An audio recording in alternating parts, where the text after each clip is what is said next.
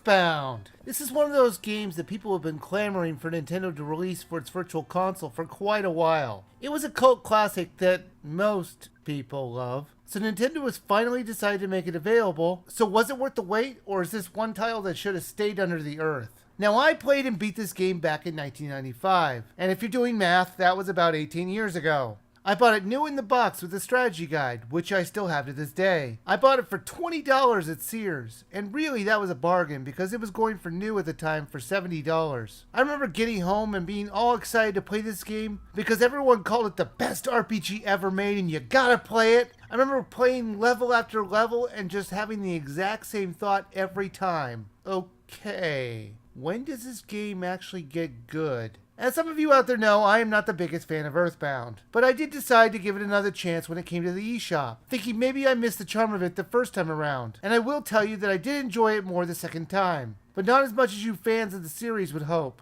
The story is about insert name here. Yes, it lets you name your characters, and your dog, and your favorite food. Anyways, Ness as I called him, since that's the most standard name for him, finds a meteorite has fallen from the heavens, and a bee comes and tells him that an evil is going to be taking over the world, and it's up to him and his friends to stop him. Why him? Because the bee says so. And personally, if a bee ever started talking to me, I would take him seriously as well. So you and eventually your friends head off and find the special spots to take possession of in each of the towns you come across, until you find all the spots and save the world. Yes, it's a very basic storyline, and that was very odd. You'd think they would come up with something a little more creative. This was not made in the NES era, where the basic storylines were common. Look at the games that were out at the time. Final Fantasy II, Final Fantasy III, Chrono Trigger, Lunar, and the list goes on. If anything, the quest felt like a Zelda storyline, where it's go to X place to get that special object. The whole gimmick of the game is that it's taking place in the real world. You know, where there's cars and pizza places and ATMs, which I thought was really cool. Sure, the cars would never actually stop at the stop signs, not that they could see them turn the wrong way.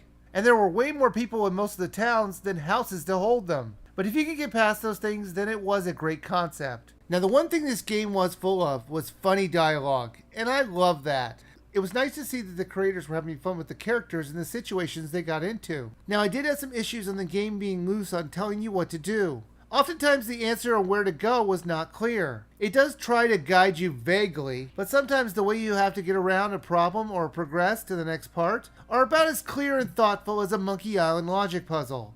To help you out though, Nintendo has made their strategy guide for this game available. You know, the one I had back in 1995. They have it in PDF form for free. And if you want to take a look at it, I'll put a link to it in the information section of this video. But that was pretty nice of them to do that. There were some real moments of brilliance in the game. Like, for example, when you had two of your characters trapped and you had to use a new character who lived far away to find them and save them. And I really like some of the clever stuff that happened way later in the game. But the problem is getting there. The first few parts of this title are very bland and dull. There is no real hook to this game until you're way into it. And even then, I never had the, I must play this to the end because it's so great feeling. I had more of a, I already got this far, I might as well finish it feeling. The battles in this title were turn-based, which I liked. Plus, you can see all the enemies on the screen before they attack, so that always makes it better. The battle style system is the one where the bad guys' pictures are in the front, kind of like Dragon's Quest. I like the turning HP counter. It made it so you can get off attacks when you were about to die, even though you should be dead already, because it hadn't finished rolling down to 0.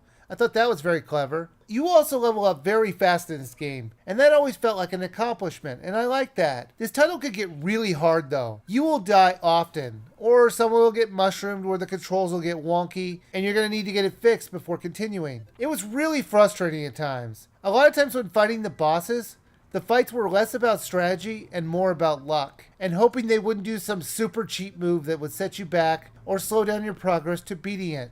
However, this being a WiiU eShop game makes it so much easier because you can save and restore at any point. This makes it much less frustrating than it would have been if you had to play the game only using the save points they give you normally in the game. That being said, you're going to need to grind and fight a lot of enemies to keep up your levels to stay alive. It's not that bad when it comes to grinding your characters for the appropriate levels, but you do need to stay ahead of the curve in order to keep yourself from losing all the time. Earthbound for the WiiU eShop was okay. I didn't find it to be the fantastic RPG everyone said it was. If anything, I found it underwhelming overall. But I still recommend you download it, and here's why. While I may not have loved it, I thought it was okay. It did start to grow on me a little, as it kept my interest enough to keep playing. When it comes to RPGs, I give them a lot of leeway, because the RPGs I may not like are the ones you may find fantastic. The title is $9.99, and while that's $2 more than any of the other usual titles for the same system, it's still worth the money to at least give this quirky little RPG a chance. It has a decent battle system, amusing dialogue, and it's a cult classic that I'm sure you've heard of, but probably never played. So for that reason, I think you should probably give it a chance and download it now.